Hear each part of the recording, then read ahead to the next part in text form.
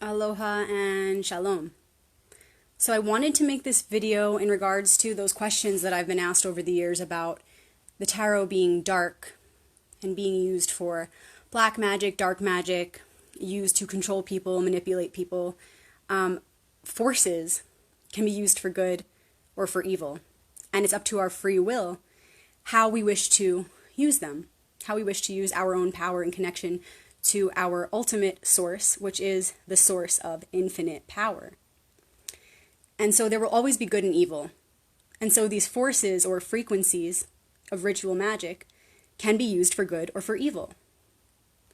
And so there are a couple of manipulations within the most commonly used decks, including the Rider-Waite Tarot deck, which is the one that you all always see me using.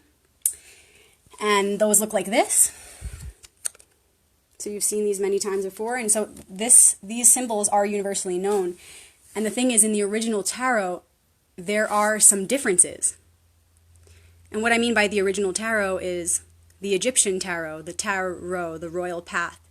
Before these were on cards, they were on shields. And they were a foundation for life, for magic, for real magic. And so yes, there are manipulations in the Rider-Waite Tarot deck, and there are manipulations in many of the most commonly used decks. And the thing is, if you can see through them, you can find the truth, because the truth always lies hidden within all things. So it's up to the perspective of the reader, of course, to be able to see through the illusions and the manipulations to the truth. And so this is what I do when I use the Rider-Waite deck, and I incorporate the truth that I'm actually seeing into my reading. And I've never made a video about this exactly before, but I feel it is now time. It's necessary to reveal these manipulations so that maybe you'll be able to see how I've been reading the cards and reading through the manipulations the whole time. And hopefully this helps with all of you who have since been inspired to start your own tarot practice, because the reason I do these readings is not just to answer some of your questions. The reason I do these readings is to help activate that archetypal alliance that is within you and within all things.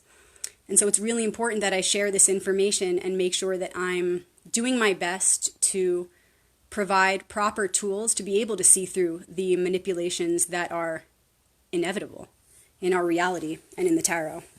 So two things I'm going to talk about today. One of them is a manipulation of the elements, a switch that was made of the elements. And I'm also going to talk about two cards in the Major Arcana, the Strength card and the Justice card.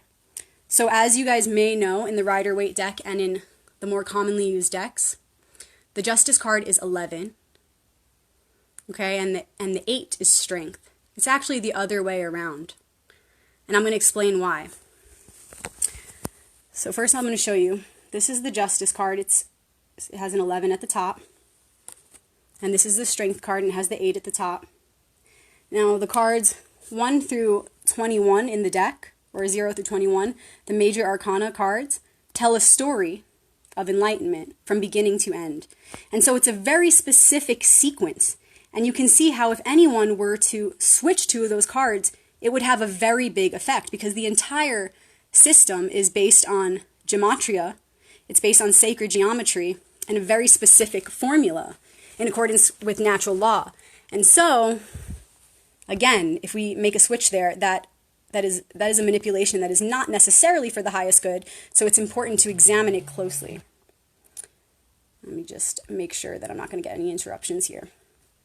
Okay, so as I said, the Major Arcana cards of the deck are a sequential story of enlightenment from beginning to end. And so we always look to the card before and after whichever card we're examining, so that we can see the part of the story that is being highlighted. So the context always points to the truth of the card that's in between. So we can start with the 8, and we can see how it says Strength here. What is the 7 and the 9 then? Because those are the context cards. The 7 is the Chariot, Ascension, okay, after trial. 6 is trial. From the 6, after we have our realizations from the 5, we go through challenges and trials to prove to self that we have learned our wisdom and we're able to actualize it. leading to ascension. And then it says strength. But it's actually supposed to be justice. It's supposed to be balance, because 8 is the number of infinity. 8 is the number of eternity, which represents divine order, which ultimately is justice. So once we reach 7, ascension, we move to 8, divine order, because we see our place in that process of ascension, in that process of expansion. And then after divine order, 8, we come to 9, the hermit. Coming back to our place in that divine order. So you can see how 7, 8, 9 is ascension, 7, to that divine balance, justice. So we rise to a new balance, a more efficient balance within and without for the good of the one. To the 9, finding our unique place in that. After the 9 comes the 10, a unique place in that. In what? In the wheel of life. And after 10, which should be 11, is strength. We gain true strength in understanding our place in the wheel. True strength that is not always what strength is defined as, but rather an overcoming of the wheel of life. Understanding that we're not just victims to fate. We are creators of our destiny. So that is the true strength that comes from this process of first ascending, rising above the trial and challenge to divine order. So performing that mission so that we can achieve divine balance, which should be 8. To the 9, our own unique place in the 10, wheel of life, which we overcome and take the reins. True strength should be 11.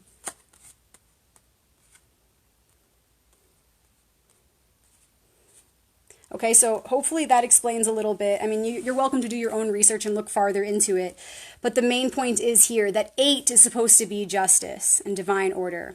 11 is supposed to be strength. And a little hint I'll give to you here as well is just look at the numbers 8 and 11.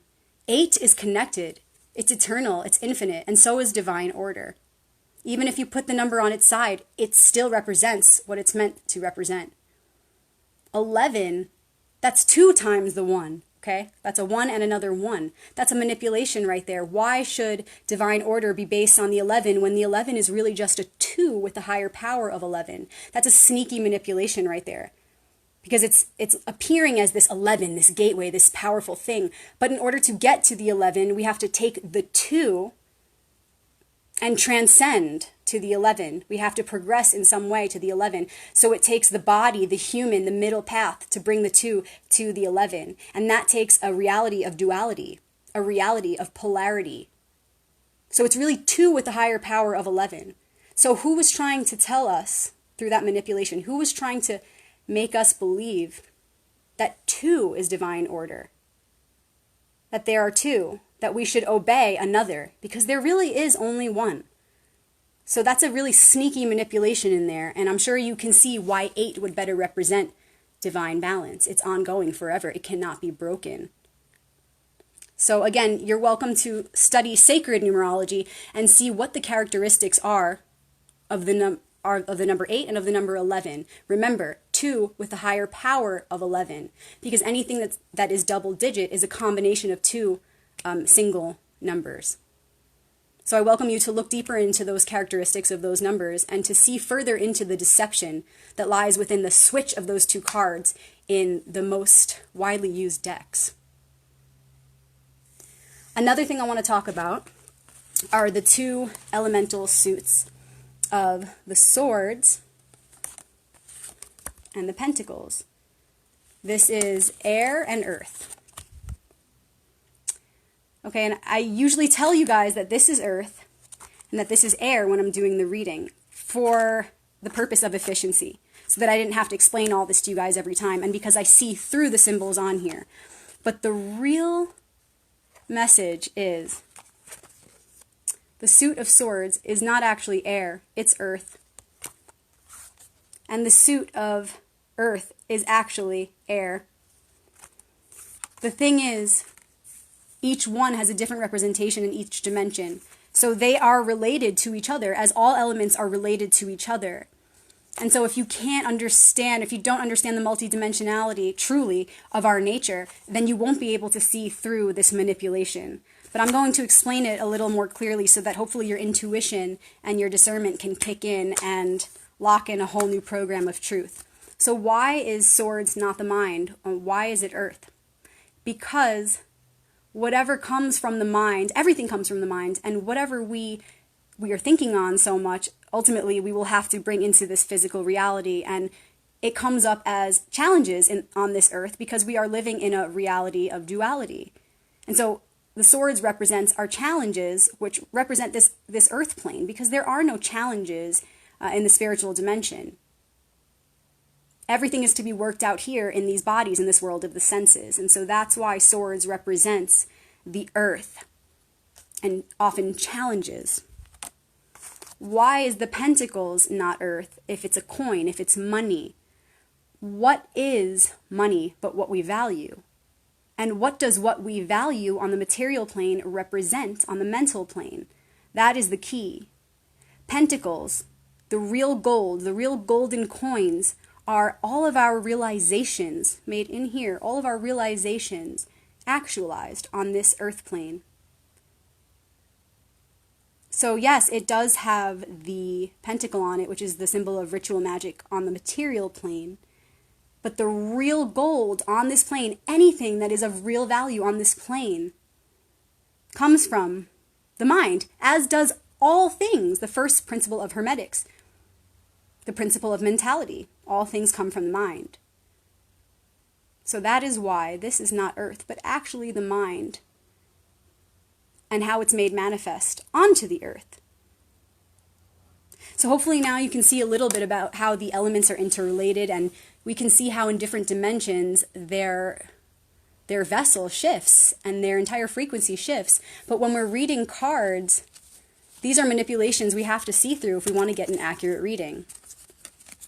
So hopefully this helped out those people who are somewhat into the tarot and sort of understand these things already, because if not, this was probably way too confusing and overwhelming. But for those who followed, please do your own research. Look into these manipulations and see how the 8 and the 11 were switched. And see how that has an effect on our consciousness. Because again, the major arcana cards are a sequence that tells the story of enlightenment from beginning to end. It's a very exact science. And if we change that, if we mess with that, we're messing with the creative process and our mental process, how we operate. It's as though these manipulations created another timeline, another dimension, a trap, a wheel that is actually inescapable, a wheel that keeps us running like hamsters toward something that is not even there, an illusion, thinking we'll break free, but we never will, because we're stuck in this alternate timeline created by this manipulation. We are giving away our power without even realizing it, because we have implanted certain ideas into our minds that are not our own, that are not from inside of us. And so when you understand these manipulations, you begin to see how we can break free from them. And there's a greater wheel, which, yes, we are one with, but we also have the ability to work with it. That's why we're here, to learn about this exact process, to learn about how we can take the reins and not just be victims of fate, but creators of our own destiny each moment. That's what it's really about. And so these manipulations really twist everything. And it's okay, because they'll always be there, at least as far as this reality of duality that we're in. These manipulations will be there, however innocent or not. But our responsibility in that, what we can do with that, is be educated. Gain knowledge on these manipulations so that we can transcend them, so that we can overcome them, so that we can pierce right through them to the truth, because the truth is always there, despite the veils and the illusions and the manipulations and the trickery. The truth is always there. And so the only thing we can really do is train ourselves to see it better. Because being angry at it or being upset or investigating who did it is only a waste of your time and a distraction from the laser focused path that we need to be on to get straight through, to penetrate through to the truth always. And then, of course, the elements that I mentioned, air and earth, they're typically switched around, okay? Swords is really earth, and pentacles is really air. So when I do these readings, I'm telling you the opposite, but I'm seeing the truth and how it relates. Thank you guys for watching this video. I hope it helped you guys. Please feel free to leave a comment or private message me and let me know what you thought about these manipulations. If you have something to add that could be of benefit to all of us to learn while we're on this path of cutting through to the truth. Blessings. I'll see you soon.